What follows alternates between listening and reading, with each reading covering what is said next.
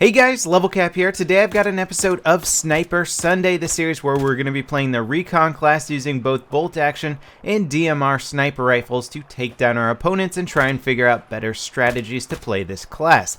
Today I'll be using the SVD-12 DMR. Now, I really wanted to make this video playing on Battlefield 4 CTE because the scope sway fix has been introduced in that version of the game, but it's really hard to find US-based CTE servers. Depending on what time of the day you're playing, there could be 0 servers available, and playing on a high-ping CTE server with the DMR is just going to be a bit of a nightmare. So this is vanilla Battlefield, and I would really like to see that scope sway fixed because it's going to make medium-range scopes like 3.4 and 4 times optics much more viable with DMRs when it comes out, and I really think that will be the ideal optic for these weapons as soon as they do fix that scope sway. Now, every time I pick up a DMR in BF4, I get this sinking feeling in my gut. This is my least favorite weapon class, and I think a lot of people share the same sentiment. They've been nerfed pretty significantly since Battlefield 3, losing their ability to 2-shot kill people in close quarters. It's now a 3-shot kill regardless of what range you're engaging somebody. So this makes this gun a very difficult weapon to use, and if you ever try and play aggressive with the DMR, you are always going to be outgunned by no matter what you run into. I mean, for the most part, pistols will outdamage these weapons in close quarters. At medium range, assault rifles and carbines outdamage you, no problem. At long range, bolt action sniper rifles are far superior, and even some of the more accurate LMGs. I mean, I've lost stand-up firefights at long range to people using the AWS, which is a very accurate LMG, but the DMRs just really can't hold up and put down enough fire to actually win out some of those firefights. So it's just a really embarrassing state of a gun.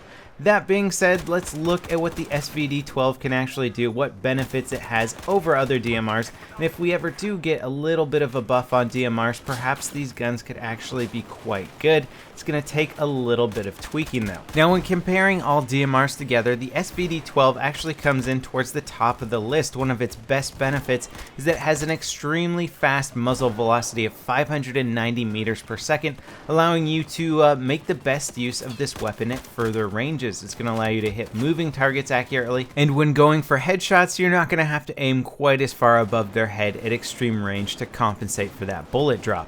Now, in case you haven't noticed, there's actually 4 variations of the AK-12 style platform guns in the game. We have the SVD-12 here, which is the DMR platform, obviously. Then we have the AKU-12, which is the carbine platform, the AK-12, which is the assault rifle, and then the RPK-12, which is the LMG version. And aside from looks, one stat that they all share in common is a fast reload. In fact, the SVD-12 has the fastest reload of the 4 platforms at 1.95 seconds. This is really great, however, it's not that important of a stat for DMRs. I mean, unless you're playing super aggressively and getting in close quarters and you need that fast reload, it's just not something that you're going to be taking advantage of that much. Since this gun is so bad in close quarters, you really want to try and keep it at medium to medium long-ish range to get the best effect out of it, because close quarters you are just literally outdamaged by everything in the game. Like a basic pistol, as I mentioned before, will outdamage this weapon, so you just don't want to be too aggressive. The problem I have is that I find myself in many situations being that player that really wants to push ahead and be more aggressive and be in the front lines and sort of push my team on.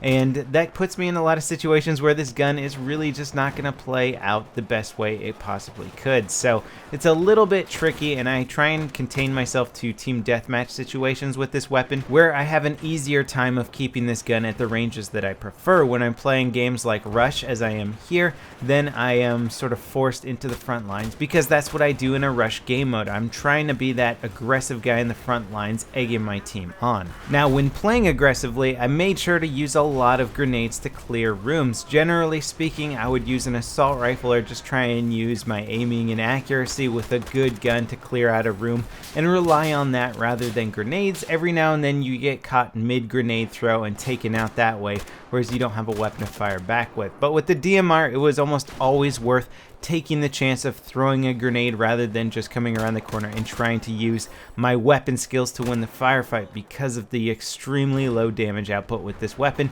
the chances of winning those firefights has gone way down. So I'm using anything and everything I have at my disposal to try and win my firefights. You'll see here that I'm taking advantage of the fact that I have a spawn beacon and we can parachute into the building tops there to come in from behind and get a flank on my enemies. So make sure if you are playing Rush, use your spawn beacon. That's one of the best assets of the Recon class, especially in objective-based gameplay. It's also really great to use one in Conquest. Hide one at a point that's, say, behind your enemy team or in a place that's maybe harder to get to, and then you can use that in case the enemy ever captures a point. While you're dead, you can always spawn back near that point and recapture it. Alas, I do have to return to some TDM gameplay because Rush is so finicky. Sometimes you can be in a good Rush game mode, sometimes you can be in a really bad Rush game mode. I am excited for the changes coming to Rush based on the CTE updates. I think they've made a lot of really smart changes. By reworking the MCOM placement and getting rid of a lot of the vertical gameplay, they've managed to balance out and make the game modes a lot more fun.